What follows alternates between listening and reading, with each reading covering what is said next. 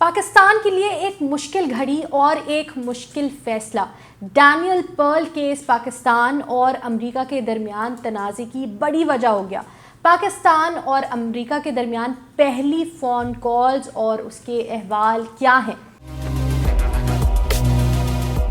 السلام علیکم، میں ہوں فرزین امین اور آج بات کریں گے کہ ڈینیل پرل کیس کے فیصلے اور ملزمان کی رہائی کی وجہ سے یا رہائی کے فیصلے کی وجہ سے پاکستان اور امریکہ کے تعلقات میں کیا اثر پڑے ہیں۔ پہلی فون کال جو فارن آفس کی آپس میں ہوئی ہے، اس میں کیا بات چیت ہوئی، اس سے کیا میسج دیا ہے امریکہ نے، اور پاکستان اس سارے معاملے کو کیسے ہینڈل کرنے جا رہا ہے۔ سب سے پہلے آپ کو تھوڑا سا ڈینیل پرل کیس کے بارے میں بتا دیں۔ آپ خبروں میں بھی سنتے آئے ہیں، ڈینیل پرل امریکن جرنلسٹ تھے جو پاکستان 9/11 کے بعد آئے تھے۔ پاکستان میں جو اس وقت ملیٹنٹس رہ رہے تھے ان کے بارے میں ریسرچ کرنے، خاص کر کے ان سے انٹرویوز کنڈکٹ کرنے اور اس ساری سٹوری کو بریک کرنے کے لیے۔ ڈینیل پرل امریکہ کے بہت پرومیننٹ ناموں میں سے ہیں۔ وہ وال اسٹریٹ کے جرنلسٹ تو تھے ہی، لیکن پاکستان میں آنے کے بعد ان کی کڈنیپنگ ہوئی، اس کے بعد ان کی ویڈیوز جاری کی گئیں، ان کا مرڈر ہوا، کلنگ ہوئی اور کلنگ کی بھی ویڈیو اس کے بعد جاری کی گئی۔ اس کے بعد یہ معاملہ امریکہ میں بالکل بھی ٹھنڈا نہیں ہوا۔ امریکہ پہ اس پہ کئی کتابیں لکھی گئیں، حتیٰ کہ ڈینیل پرل کے اس سارے معاملے پہ موویز بھی بنائی گئیں۔ تو ڈینیل پرل جو ہے وہ امریکہ کے لیے ایک ہیرو کی طرح ہے، ایک بڑا کردار ہے جنہیں بہت امپورٹنس دی جاتی ہے۔ اب آتے ہیں ریسنٹ ڈیولپمنٹ پہ۔ 2020 کے اپریل میں سندھ ہائی کورٹ نے ایک فیصلہ دیا کہ ڈینیل پرل کیس میں جو کانوکٹس ہیں، ملزم ہیں، خاص کر کے احمد شیخ عمر اور ان کے ساتھ جو 3 ایکوینٹنسز ہیں، ان کے خلاف انف ایویڈنس نہیں ہے۔ اس سے ثابت نہیں ہوتا کہ انہوں نے ان کو مارا یا ان کی موت میں کوئی ملوث تھے یہ سارے ملزم۔ اس لیے 18 سال جیل کاٹنے کے بعد اب ان کو رہائی دے دینی چاہیے اور ان کی رہائی کا آرڈر بھی دے دیا گیا۔ اب 2021 میں بڑی ڈیولپمنٹ یہ تھی کہ وہ کچھ دنوں میں رہا ہونے جا رہے تھے۔ اس سارے معاملے کو امریکہ نے بہت زیادہ کرٹیسائز کیا ہے، اسپیشلی ڈینیل پرل کی فیملی نے بہت کرٹیسائز کیا ہے کہ اس معاملے کو صحیح سے کنسیو نہیں کر رہا ہے پاکستان۔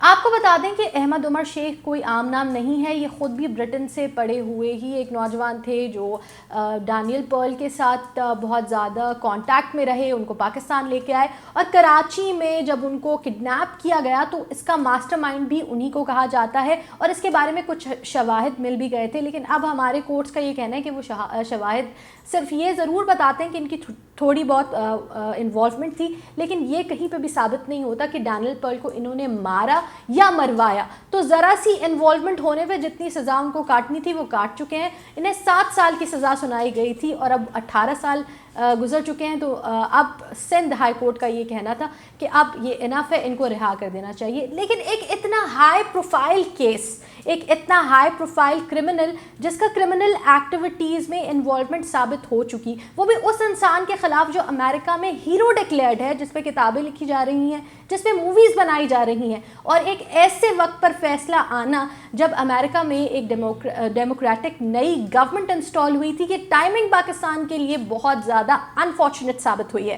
لاسٹ ویک فرائیڈے کے دن ہمارے فارن آفس شاہ محمود قریشی صاحب اور اینتھنی بلائکن جو اس وقت فارن آفس سنبھال رہے ہیں امریکہ کی، ان کی آپس میں ٹیلیفونک گفتگو ہوئی ہے۔ اس کے بعد جو پریس ریلیز آئی ہیں اس میں پاکستان نے تو بہت صاف صاف کہا ہے کہ پاکستان نے مبارکباد دی اور آپس میں میوچولی ڈیولپ کرنے کہ دونوں اسٹیٹ کے اچھے ڈیولپمنٹ رہنے، اچھے ریلیشنز کے بارے میں باتیں ہوئیں۔ اور پھر یہ بات ایک چھوٹی سی سیکشن میں کہی گئی کہ یہ بھی بات ہوئی کہ جو بھی ڈینیل پرل کا کیس ہے اس پہ اکاؤنٹیبلٹی پراپر ہونی چاہیے اور فیصلہ جسٹس اور میرٹ پہ ہونا چاہیے۔ لیکن اگر آپ امریکہ کی پریس ریلیزز پڑھیں تو اس میں کسی بھی بات کو پرومیننٹ نہیں کیا گیا سوائے اس کے کہ پاکستان کو سیدھا سٹیٹ کیا گیا ہے کہ عمر شیخ کو رہائی نہیں ملنی چاہیے اور اکاؤنٹیبلٹی پہ فوکس کرنا چاہیے، اور یہ جسٹس جو سرو ہو رہا ہے پاکستان میں اس پہ پاکستان یقین دہانی دلائے کہ وہ اس کیس پر اپنی اسپیشل اٹینشن دے گا۔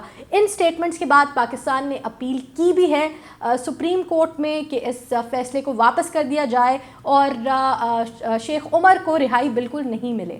لیکن ابھی حال ہی میں سپریم کورٹ نے بھی اپنا فیصلہ سنا دیا ہے اور انہوں نے کہا ہے کہ کیونکہ انف ایویڈنسز موجود نہیں ہے شیخ عمر کے لیے، تو اب ہم 18 سال کے بعد ان کو اور مزید جیل میں نہیں رکھیں گے۔ جو ڈیتھ سینٹینسز جن ملزمان کو ملتے ہیں وہ جب سیل میں رکھے جاتے ہیں ان کو وہاں سے نکال کے ایک نارمل سیل میں منتقل کر دیا گیا ہے اور 2 یا 3 دن بعد کسی گیسٹ ہاؤس میں منتقل کر دیا جائے گا.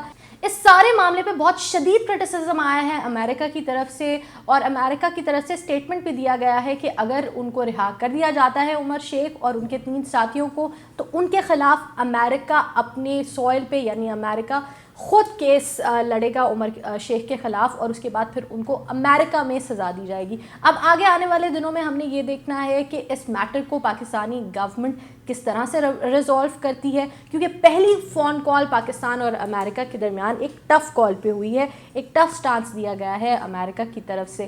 آگے آنے والے دن پاکستان کے لیے بہت امپورٹنٹ ہے, اسپیشلی اس بات کے لیے کہ پاکستان کون سا ٹف ڈیسیشن لیتا ہے اور اس میٹر کو کیسے ریزولو کرتا ہے.